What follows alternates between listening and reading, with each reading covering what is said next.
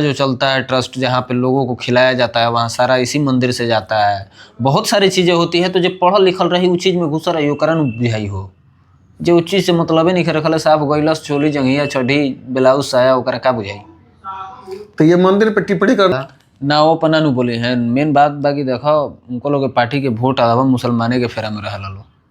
ठीक है, मुसलमान भी देश के कोई मतलब ये नहीं है कि वो देश के नहीं है, देश के ही है, लेकिन उनके लिए भी ज़मीन दी गई है। आप हिंदू हो के हिंदू मंदिर पे बात कर रहे हैं तो मुसलमानों के भी मंदिर पे बात करिए, मुसलमानों के मस्जिद पे बात करिए। जितना बड़बोला बनना, ज़्यादा बोलना भी हानिकारक है, ज़्यादा बोलना नहीं चाहिए। चुनाव लड़ रहे हैं तो विकास पे बात कीजिए, तथ्य पे बात कीजिए, लेकिन अब किसी को टारगेट करके फिर से सबसे बड़ा चीज़ रह जाता है कि आप आए चुनावी भाई साहब पवन सिंह जहाँ जाते हैं वहाँ देखिए उनके चाहने वाले सिर्फ हमारे जैसे नौजवान ही नहीं है, बूढ़े बुजुर्ग माता, मतलब बहुत लोग उनको सुनता है भाई साहब।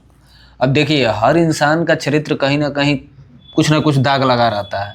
अब वो वजह नमस्ते प्रणाम, हर हर महादेव। अभी हमारे साथ हैं सूर्या भाई और बहुत कुछ बातें इनसे जानते हैं कि चुनाव का उलटफेर कैसे हुआ और जितने भी स्टार, भोजपुरी के जितने भी स्टार खड़े थे उनको हार का सामना करना पड़ा, जिसमें एक नाम आता है, बहुत ही बड़ा नाम आता है, ट्रेंडिंग स्टार खेसारी लाल यादव जी, जो कि बोलते हैं कि मुझे कोई हरा नहीं सकता, मैं ब्रह्मा का लकीर खींच दिया हूं कि मुझे कोई नहीं हरा सकता। इस पर क्या कहना चाहिएगा? सबसे पहले सबको के नमस्कार। ये जो आप बात बोल रहे हैं ये खेसारी लाल यादव अपने लिए नहीं बोले हैं। ये बात एक बार दिनेश लाल यादव एक इंटरव्यू के दौरान बोले थे कि हम ब्रह्मा के लिखल लकीर भी मिटा दें, हमें हराने वाला कोई पैदा नहीं हुआ है, जब वो आजमगढ़ से चुनाव लड़ रहे थे। उसी बात को उन्होंने कहा है, उतना ही काट के उन लोगों ने वायरल किया है। पूरा वीडियो वायरल है कि नहीं है नहीं पता, लेकिन उतना ही काट के वायरल किया गया है। वो बस उनकी बातों को बता रहे थे, ऐसा वो नहीं बोला है। लेकिन एक मंच से जब वो अपना चुनाव उनका बीत गया, उसके बाद एक मंच से भी वो बोले हैं कि 100 में 100 पाए हैं। नहीं ये तो फिर मतलब ऐसी होगा का मतलब लोग कह के जात रहेगा कि हम जातनी वोट देवे। ये सब अलग बात है कि कह दीजिए कि 100 में से 100 पा लिए, वो भी कलाकारी से एक बार जहिया कल मतलब लास्ट डेट है, आज आप चुनावी सभा में कूद गए कि चुनाव लड़ रहे हैं, तो इससे 100 में 100 कोई नहीं पा सकता है। स्टारडम से कोई जीत हासिल नहीं कर सकता है, ये सत्य है। अच्छा, खेसारी लाल चुनाव हार गए, चुनाव हारने का मेन कारण क्या था? मेन कारण था कि बड़बोला बनना, ज़्यादा बोलना भी हानिकारक है, ज़्यादा बोलना नहीं चाहिए। चुनाव लड़ रहे हैं तो विकास पे बात कीजिए, तथ्य पे बात कीजिए, लेकिन अब किसी को टारगेट करके फिर से सबसे बड़ा चीज़ रह जाता है कि आप आए चुनावी चीज़ में तो आप मतलब किसी और को उल्टा सीधा बोल के फिर से राम मंदिर का बात, वो आपका बहुत पुराना है, बहुत पहले का है, जब राम मंदिर बन रहा था तबे का बात था। वो बातें उठाई गई, चुनाव में आइएगा तो भाई पुराना गरल मुर्दा उखड़ जाला, तो वो चीज़ उखड़ा तो उस टाइम का चीज़ के लिए माफ़ी मांगनी चाहिए आपको कि नहीं उस टाइम मैंने गलत बोला था।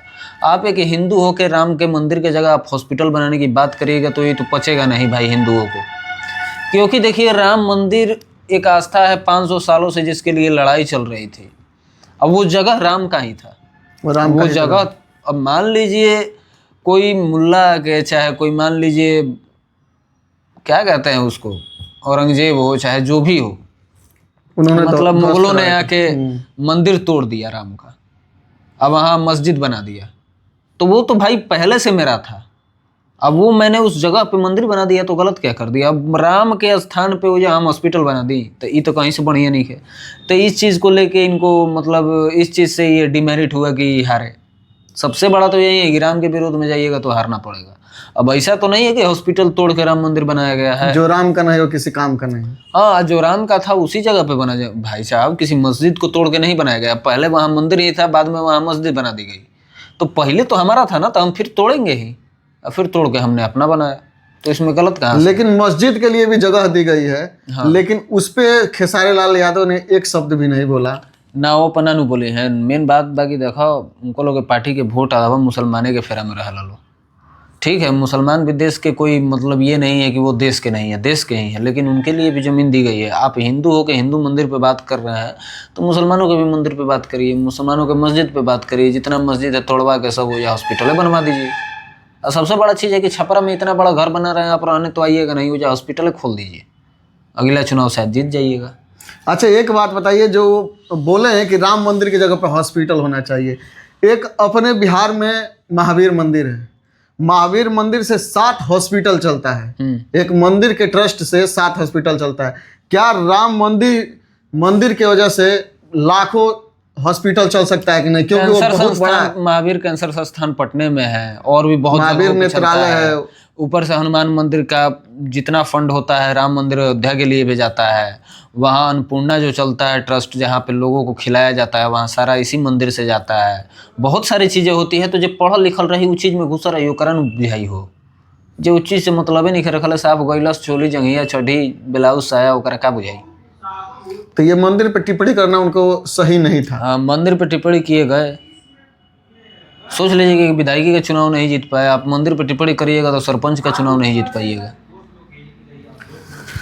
दूसरी बात आते हैं कि ज्योति सिंह काराकट से चुनाव लड़ रही थी और ज्योति सिंह को ये लग रहा था कि वहाँ की महिला का सपोर्ट उनको फुल मिलेगा, वहाँ की जनता का सपोर्ट फुल मिलेगा, लेकिन वहाँ का सपोर्ट उनको बिल्कुल नहीं मिला। एक ऐसा नहीं है, सपोर्ट मिला है। मान लीजिए एक दूसरे क्षेत्र की महिला हो के यूपी की, अब तो मान लीजिए बेटी हैं आप आरा की, आरा में आपका शादी हुआ है, बहू हैं आप, तो उनका भी क्षेत्र हुआ और उन्होंने चुनाव लड़ा और बहुत लंबे समय से काराकाट में ही रही और काराकाट के लोगों के बीच रही। लेकिन ना जीतने का कारण बस यही हो सकता है कि निर्दलीय थी, पार्टी से होती तो जीत सकती थी। और दूसरा चीज़ रहा कि चुनाव लड़ने से कुछ दिन पहले ही पवन सिंह से भी विवाद हो गया, तो उनके भी चाहने वाले बहुत है, तो इस चीज़ों में लोग आकलन करने लगे कि कौन सही कौन गलत, इसमें भी वोट गड़बड़ाया। तो ये सारी चीज़ें हुई है, इस वजह से ये हारी है। वैसे वोट अच्छा लाई है, 30,000 40,000 वोट कम नहीं होता है। अच्छा एक बात बताइए, अभी पावर स्टार पवन सिंह का आप नाम लिए तो पवन सिंह का एक बात याद आया। लोग बोल रहे हैं कि पावर स्टार पवन सिंह का जलवा है कि बीजेपी का इतना सीट आया, क्योंकि उन्होंने जितनी सभाएं की थी, 35 सभाएं की थी, जनसभा 35 नहीं, टोटल 44 सभा किए थे, जिसमें से 41 पे जीत हासिल हुई है। 44 किए थे, हाँ, जिसपे 44 या 45 ऐसे ही कुछ किए थे, 44 ही किए थे शायद। 41 सीट निकला हुआ है, 3 सीट हारा हुआ है। तो कहीं ना कहीं पावर स्टार का ये देन है कि वो चुनाव जीते। एकदम पवन सिंह का जलवा है भाई साहब। पवन सिंह जहाँ जाते हैं वहाँ देखिए, उनके चाहने वाले सिर्फ हमारे जैसे नौजवान ही नहीं है, बूढ़े बुजुर्ग माता, मतलब बहुत लोग उनको सुनता है भाई साहब। अब देखिए, हर इंसान का चरित्र कहीं ना कहीं कुछ ना कुछ दाग लगा रहता है। अब वो वजह क्या है क्या नहीं है, उनसे बेहतर कोई नहीं जान सकता है। हम लोगों को जो दिखता है उस पर बात करते हैं, लेकिन रियलिटी में क्या चीज़ें हैं, कौन सही है कौन गलत है, वो तो वही जान सकते हैं। फिर भी उनके जाने से हुजूम, उतना भीड़ आना, उतना लोगों को सुनना, सब चीज़ करना तो वाकई किए हैं। अच्छा, पावर स्टार पवन सिंह के आप इतने करीब हैं, पावर स्टार पवन सिंह का गाना थी, फिल्म आया है पावर स्टार, यूट्यूब पे आ गया है। वो फिल्म देखे हैं अभी? फिल्म तो हम हॉल में देखे हैं, तो यूट्यूब पे क्या ही देखे फिर। उस फिल्म में ये अभी जो चुनाव चल रहा है उसी के लेवल का है कि उसमें भी पैसा लिए हैं पवन सिंह और चुनाव एक जो प्रतिद्वंदी है उसको जिता देते हैं। लेकिन वो मैंने बिल्कुल गुंडा टाइप का निकल जाता है। हाँ, वो देखे, वो सारी चीज़ें पता है हमको। वो उनके रियल लाइफ से ही जोड़ के बनाया गया है, और उतना रियल भी नहीं है और उतना अनरियल भी नहीं है, लेकिन बहुत सारी चीज़ें उसमें दिखाई गई है कि ऐसे नेचर के हैं, ऐसे स्वभाव के हैं, ऐसे करते हैं, वो सारी चीज़ें दिखाई गई है। बाकी हम एक ही बात कहेंगे कि देखिए, राजनीति तो ठीक है, राजनीति 1 महीने 1.5 महीने चला, फिल्मों पे गानों पे ध्यान देना चाहिए। अब तो राजनीति खत्म हो गई, अब अपना फिल्म गाना, क्योंकि देखिए सबसे ज़्यादा आपको लोग मानता है गायकी के तौर पर, गायकी पे हैं, राजनेता के तौर पे नहीं। आप नेता बेहतर होंगे कि नहीं होंगे ये तो नहीं पता, लेकिन आप हमारे लिए एक सिंगर बेहतर हैं, एक कलाकार बेहतर हैं, तो वो चीज़ हम लोगों को चाहिए।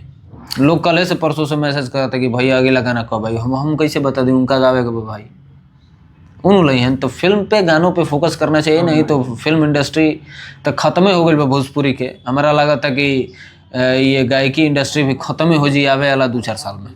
खेसारी लाल एक बार बोलते हैं कि मैंने पवन सिंह के प्रचार में गया, उनके हम पूरी फैमिली हमारी गई, बट वो मेरे प्रचार में नहीं आए। तो आप अनुमान लगा सकते हैं कि पवन सिंह गलत हैं कि खेसारी लाल गलत हैं? चलिए ठीक है, मानते हैं कि खेसारी लाल यादव का पूरा परिवार गया, बहुत अच्छी बात है। उनके पिताजी गए, बहुत अच्छी बात है। उनके परिवार के जो भी सदस्य गए, चाहे वो गए, बहुत बढ़िया, बहुत सुंदर, आपने रिश्ता निभाया। लेकिन एक जगह रिश्ता की आप मार भी दिए। पवन सिंह और पवन सिंह के पत्नी का इंटरनल मैटर है, आप कोई यूट्यूबर नहीं है।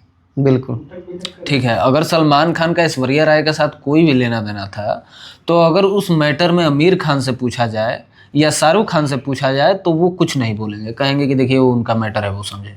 यूट्यूबर बोल सकता है, यूट्यूबर क्योंकि वो उसका काम है। आपका काम है गाना गाना, फिल्म करना, ना कि किसी के मैटर के पर्सनल लाइफ में आपको कुछ बोलना। पर्सनल लाइफ तो नहीं कहेंगे, उनके अनुसार से वो मतलब सोशल मीडिया का ही हो चुका था। हमारे हिसाब से भी वो चीज़ें सोशल मीडिया पे आ गई तो पर्सनल कुछ रहा नहीं। अगर मेरे घर परिवार की चीज़ें अगर सोशल मीडिया पे आ जाए तो उसको पर्सनल फील कहाँ से मानेंगे। अगर मेरा नंगा फोटो या वीडियो सोशल मीडिया पे आ गया तो उसको पर्सनल कहाँ से भाई, वो तो सार्वजनिक हो गया। बिल्कुल। तो उस हिसाब से अगर आप बोल रहे हैं तो आपको बोलना चाहिए कि बड़े भाई हैं, भाभी भी अच्छी हैं, भैया भी अच्छे हैं, दोनों को साथ रहना चाहिए। हम लोगों को ठीक नहीं लगता है कि परिवार अलग है, चाहे जो भी चीज़ें हैं, तो इन सारी चीज़ों को। लेकिन ये डायरेक्ट टारगेट करते थे पवन सिंह को कि चार गो को छोड़ दिला, चार गो खराबी है, एगो बढ़िया। बहुत सारी चीज़ें बोले जो पवन सिंह को भाई बुरी लगी। अब वाकई भाई की बुरी लगेगी। तो इन सारी चीज़ों को लेकर अब काजल राघवानी वाला मैटर हुआ।